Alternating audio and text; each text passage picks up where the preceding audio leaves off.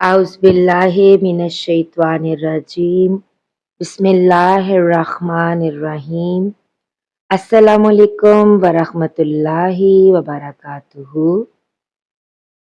हज़रत अनस बिन मालिक रज़ी अल्लाह ताला अन्हो से रिवायत है, वो फरमाते हैं कि जब नबी करीम सल्लल्लाहु अलैहि वसल्लम मदीना तशरीफ़ लाए तो यहाँ के बुलंद हिस्से में बनी उम्र बिन औफ के यहाँ आप उतरे और यहाँ 24 रातें क़याम फरमाया। फिर आपने बनु निजार को बुला भेजा तो वो लोग तलवारें लटकाए हुए आए।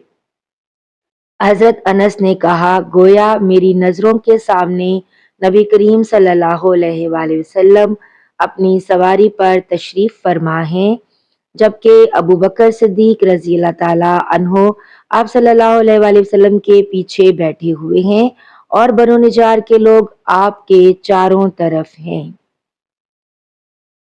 यहाँ तक कि आप अबू अयूब अंसारी के घर के सामने उतरे और आप सल्लल्लाहु अलैहि वसल्लम ये पसंद करते थे कि जहाँ भी नमाज का वक्त आ जाए तो फौरन नमाज अदा कर लें।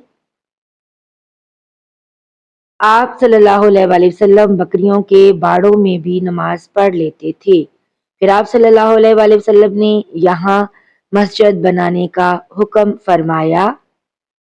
चुनाचे बनु नजार के लोगों को आप सल्लल्लाहु अलैहि वसल्लम ने बुलवा कर फरमाया कि ए बनु नजार, तुम अपने इस बाग की कीमत मुझसे ले लो। उन्होंने जवाब दिया, नहीं या रसूलल्लाह सल्लल्लाहु अलैहि वसल्लम, इसकी कीमत हम सिर्फ अल्लाह ताला से मांगते हैं।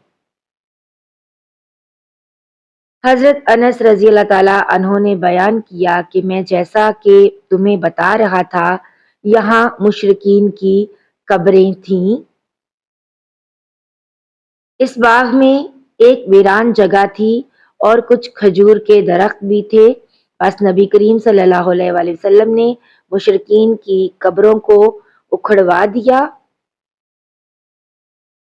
वीराने को साफ और बराबर कराया और दरख्तों को कटवा कर उनकी लकड़ियों को मस्जिद के किबला की जानिब बिछा दिया और पत्थरों के जरिए उन्हें मजबूत बना दिया।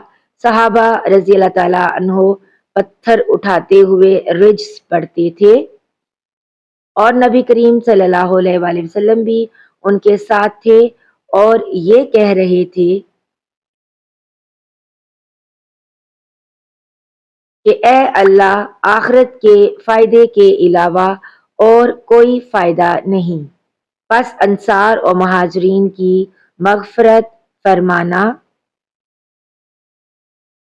सही बुखारी हदीस नंबर 428।